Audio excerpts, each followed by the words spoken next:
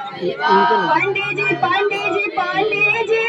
पंडित जी के बहिनी रोंडी जी पंडित जी पंडित जी पंडित जी पंडित जी के मौनी रोंडी पंडित जी पंडित जी पंडित जी पंडित जी के बहिनी रोंडी जी पंडित जी पंडित जी पंडित जी पंडित जी के बहिनी रोंडी जी तारे जाके पंडित जी के ना कोई एला कोस जाने माया सोरे सावेवा मोर बाबू आवे सुसार पाचा पानारे के मोर बाबू आवे सुसार पाचा पानारे के मैं जानी मोरी बावाना समली छट के मैं जानी मोरी सुरे सा समदी मोरी सुरे सा समदी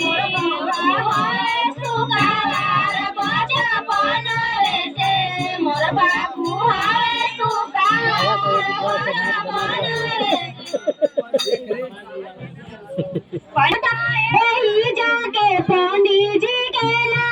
कोई ना नारायणपुर के पंडित जी के गाए गई ना नारायणपुर के पंडित जी के गाई गई ना नारायणपुर के पंडित जी के गाड़ी दीना हम नारायणपुर के पंडित जी के गाड़ी दीना नवाजी नवाजी नवाजी नवाजी के दिलिया रोंडी जी नवाजी नवाजी नवाजी के बहिनी रोंडी जी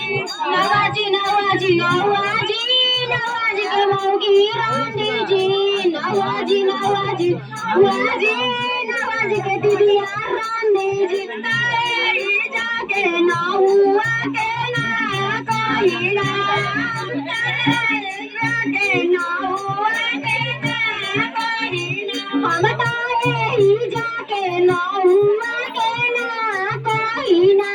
हम तारे जाके ना हुआ के ना कोई नारायणपुर के ना हुआ के गाड़ी दीना हम नारायणपुर के ना हुआ के गाड़ी दीना हम नारायणपुर के ना हुआ के गाड़ी दीना हम नारायणपुर के ना हुआ के गाड़ी दी चमरा जी चमरा जी चमरा जी चमरा जी के बहिनी रोंडी जी चमरा जी चमरा जी चमरा जी के बहिनी रोंडी रोके साला तेरे उनको हरी बाए